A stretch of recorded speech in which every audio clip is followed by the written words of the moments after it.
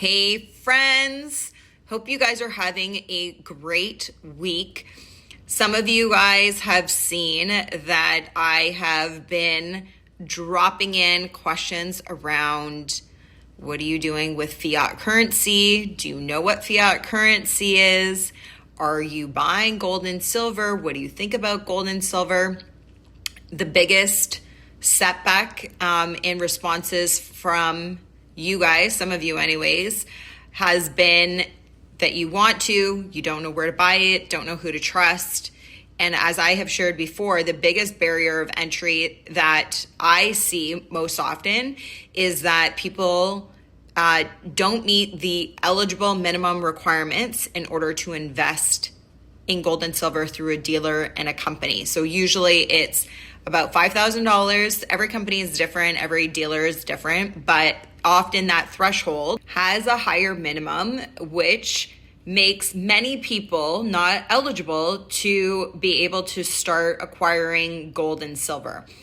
And one of the companies in Canada that I have used over the years to not just purchase gold and silver, but they actually store and hold my metals, sent a really interesting email out this past week. And I wanted to drop in and share this with you because if you are not thinking about alternative ways to invest your money, to protect your money, consider what's happening with the dollar fiat currency and the crumbling of fiat as we know it, this couldn't get more real. So I got this email, you can read it here, talking about the de-dollarization of currency and the Great Reset. Their words, not mine.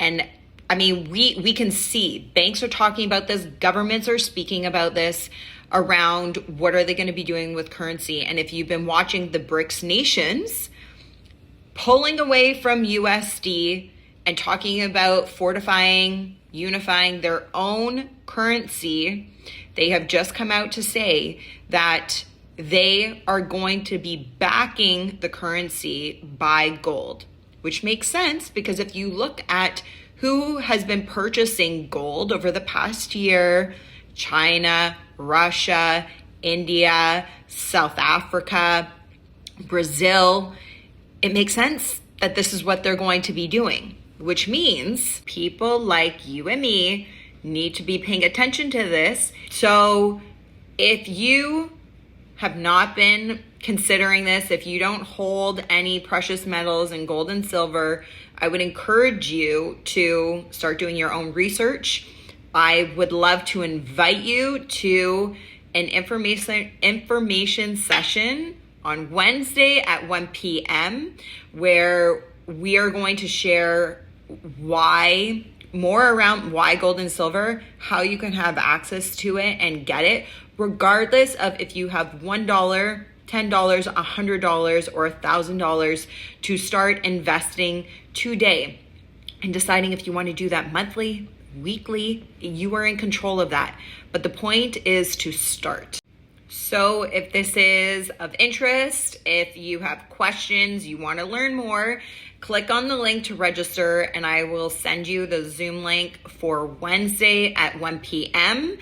and would love to connect with you and just share with you what I'm doing, what some of the other freedom warriors are doing in order to fortify our finances, to diversify portfolio, and be prepared for what is coming. So stay tuned. And if you have any questions in the meantime, you know my DMs are always open. So flip me a DM and I would love to connect with you. The BRICS group is set to introduce a new currency backed by gold, in contrast to the credit-backed US dollar, with countries lining up to join the growing initiative. The BRICS countries are planning to introduce a new trading currency which will be backed by gold.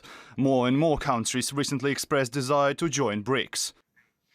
The decision comes a month ahead of scheduled Alliance Summit in Johannesburg, South Africa. 41 countries have since shown their interest in BRICS membership and its new currency implementation. Russia's foreign ministry has stated that if African states show enthusiasm, the group's expansion may also be on a Russia-Africa summit's agenda in the end of July.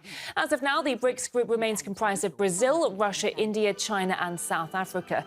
Former Statistician General of South Africa, Pali Lehola, says the gold-backed currency will facilitate the advancement of developing countries.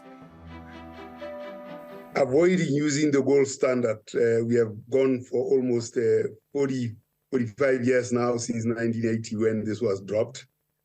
And we have seen the consequences, particularly of this to the developing countries, when the dollar was adopted as a standard and gold not as such. Yet against that, there's been accumulation of gold in the developing world. South Africa had a much stronger currency when the gold standard was still in force. By going the gold standard by many countries, that many African countries, of course, have, this will be of great benefit to strengthening the currency, the single currency that is backed by gold. It will facilitate development because, after all, currency is the quantity of material things that societies have.